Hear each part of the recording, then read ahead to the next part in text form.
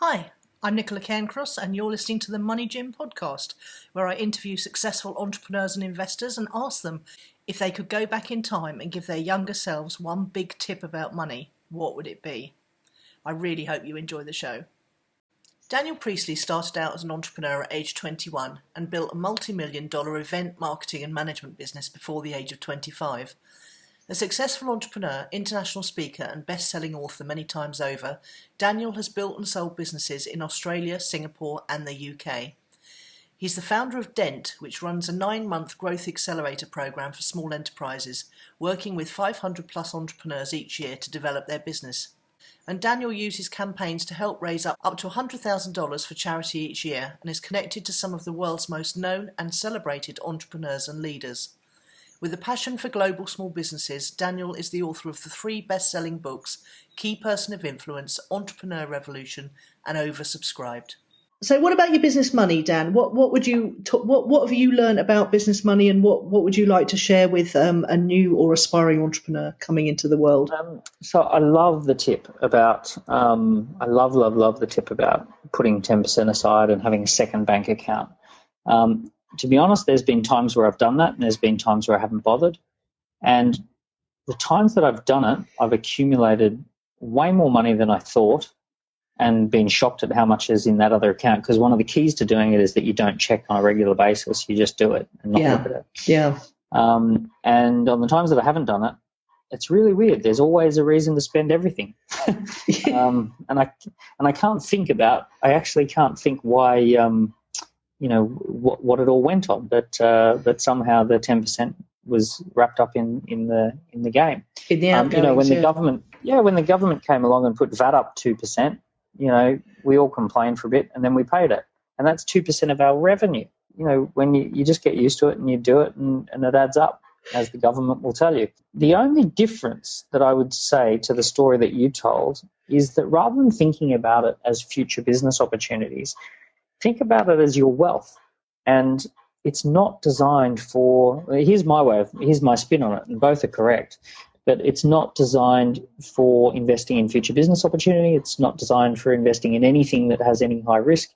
It's designed for you to have wealth, and have wealth for its own sake. So if you like the idea that one day you'll have wealth and you'll be wealthy, then you're building wealth for wealth's own sake. The problem with thinking about it being for future business opportunities is that you accumulate 20 grand in the bank account, and along comes someone with a really great pitch. Yeah. And one of your clients. Yeah, with one of our clients with their wonderful award-winning pitch, or along comes a harebrained idea into your own head, and you sit there and go, aha, well, this is the future business opportunity I've been waiting for. And you'd just be absolutely shocked at how fast 20 grand can dematerialize. So I would say it's not for business opportunities. It's not for anything fun. It's not for anything risky. It's not for any rainy day. It's for not touching. It's for having wealth for wealth's sake. And you say, well, what's the point of wealth for wealth's sake? And you say, well, do you want to be wealthy? Yes. Well, then you need to accumulate wealth for wealth's sake.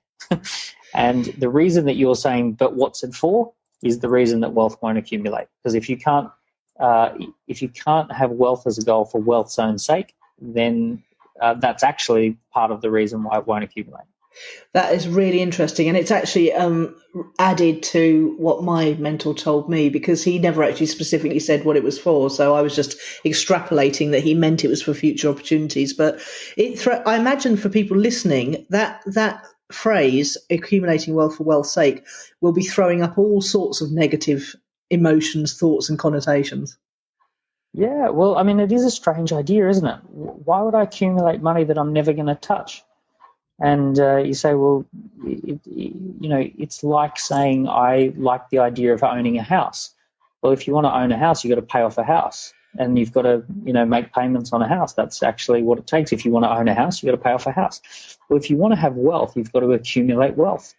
So you can't sit there and say, I'd love to be wealthy and not value the process of accumulating wealth for its own sake. Yeah. Now, I'm not saying that's right or wrong, by the way. There's a great argument for saying that you should die with nothing and do a big handbrake turn into the gravestone. And and be out of there with nothing left because you've enjoyed life and you've sucked all the juice out. I can also buy into that philosophy, and I think if that's your philosophy, if that's what works for you, fantastic. You know, some people are going to make all these sacrifices in order to have wealth for wealth's sake, and they're going to get to the end and regret doing it because they say, oh, I should have just been enjoying myself. There's got to be a happy medium, surely. Yeah, I think so. And I think that's the balance. I mean, it's not about black and white. It's about finding the balance. And I think the balance is to put 10% aside, and there'll be a day where you'll be able to hand something over to the family, or you'll be able to buy a family asset. You might hold that wealth in a family home that for future generations they can use that home and come and go from that home, and it can be a family home that the family owns. And it could be in a family trust or something like that. So there are many good reasons why you might do it if you strike the right balance that's right for you. I personally, I actually prefer to live my life on the side of enjoying life and having the most experiences. But I also do put a bit aside because I have a goal that I want to leave a few things behind as well. Yeah, it's very pertinent to me at the moment because my daughter's 18 and my son's 17, and I'm trying to teach them, the things I've learned along the way. But of course, typical teenagers, they think they know everything.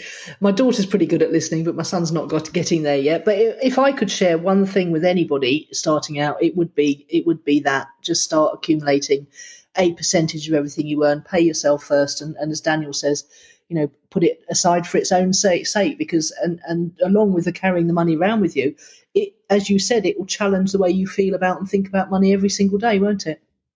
Yeah, and also the other thing too is you might accumulate £200,000 of wealth, and you might say, actually, that's enough wealth for me. That's how much I'm happy with, and now I'm not going to put 10% aside. I'm going to do other things with it.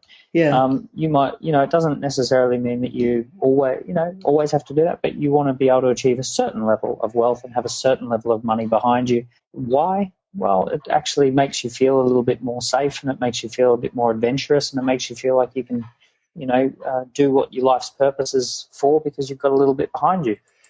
And it makes you make better decisions, doesn't it? Exactly. Yeah. You don't make decisions from a place of fear and scarcity. Yeah, it allows you to play a little bit of a longer-term game. Yeah. That's awesome, Daniel. Thank you very much. You've been listening to Nicola Cairncross on the Money Gym podcast. If you'd like to find out more about the Money Gym and how we can help you become more financially intelligent, just come on over to themoneygym.com. We'll see you over there.